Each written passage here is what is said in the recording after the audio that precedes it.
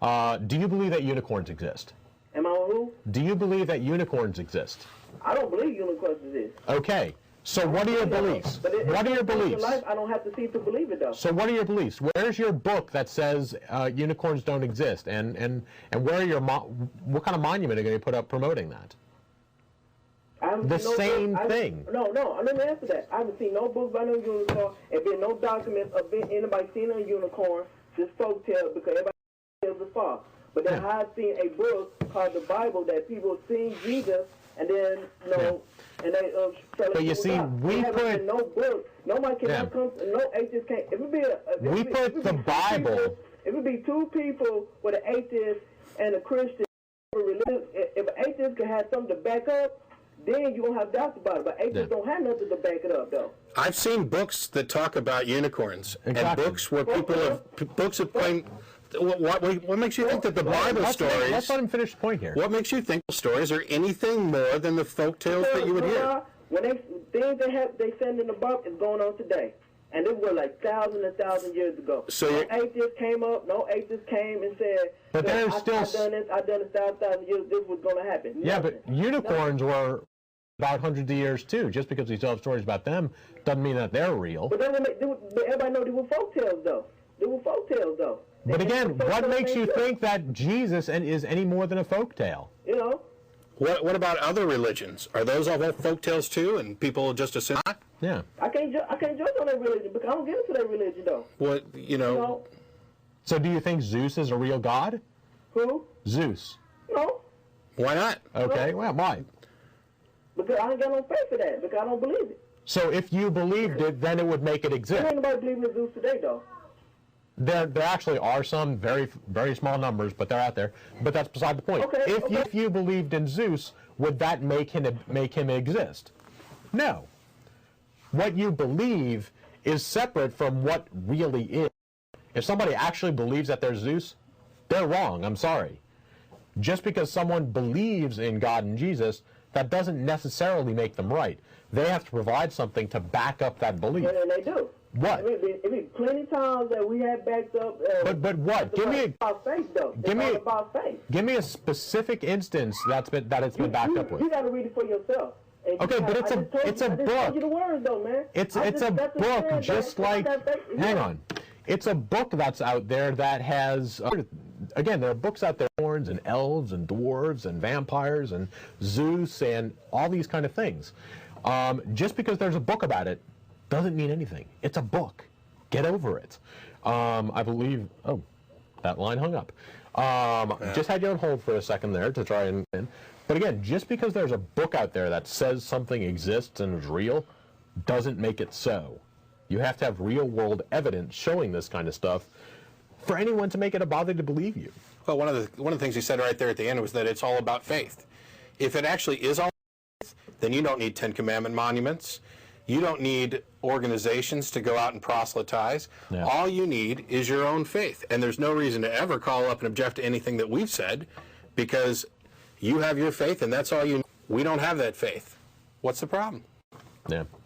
The problem is most people who have faith try and push that faith on others. Yeah, we'll hammer that faith into you.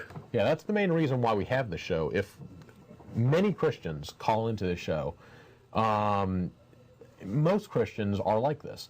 They say that, look, and I don't force this upon anyone. It's just my own personal beliefs and ideas. Right. And if you don't believe that, that's fine.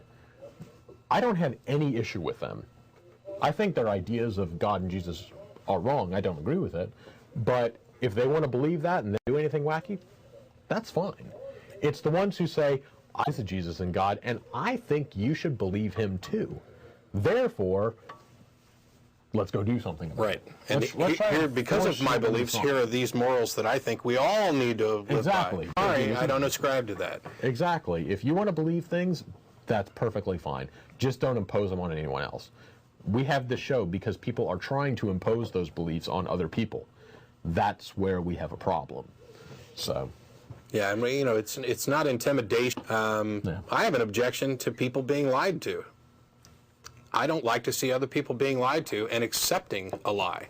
And if I can do something to say, take another look at it, evaluate what you've been told, try and get some outside evidence. Just listen to this guy because he happens to be your preacher or your friend or your mom or your dad or an eminent scientist.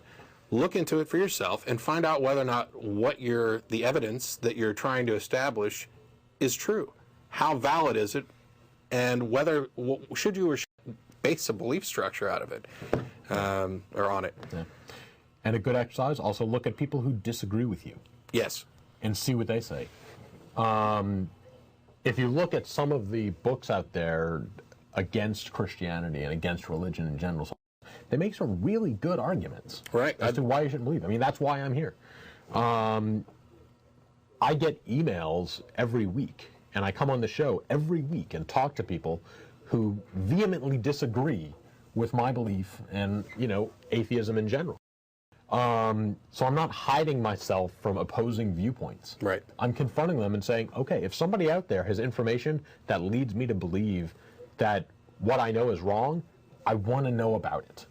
If there is a heaven and hell, I want to frickin' know about it. That's one of the things that always me is they make this assumption that none of us have ever actually considered it. I was a Christian for 25 years in the process or more, and the process away from religion, moving away from Christianity, and acknowledging my own atheism was not something I did hastily. It was a lot of thought, because the fact of the matter is, if I was wrong, my eternal soul was at stake. Yeah. You just don't want to make errors about something like that. One. But after years of studying and considering both sides, arguments from a number of people, some people have made bad arguments for Christianity, and some people have made bad arguments and good arguments against it. And looking at all of it and compiling it up, I was led to the only possible conclusion I could make. You can only believe what your mind accepts. Yeah. My mind no longer accepts Christianity or any other religion. And it wasn't a matter of denying God or refusing God. If there was an afterlife and I could go on living forever, I'm all for it. Yeah. Let me spend some quality time with some people that I didn't get to meet before. Let me know the things that I'm not going to be able to discover during this lifetime. Heck, let me read the books that I'm not going to get to read, see the sites, get the answers to the questions. And I think that's one of the things that's attractive about religion. There's this carrot dangling in front of your face, promising answers at some point in the future. Well, after we die, God's going to explain it all to you. Well, prove it. You can't. Yeah. So this is the only life that we know for a fact we actually make the most of this one. This is the real one. There could potentially be one in the future, but don't waste this life expecting that one unless you have some real good evidence of it. Because without that, again, you're wasting the one life you have that you do know about. The potential that there could be a better one waiting in the future for you. We don't know about it yet. Don't plan on it.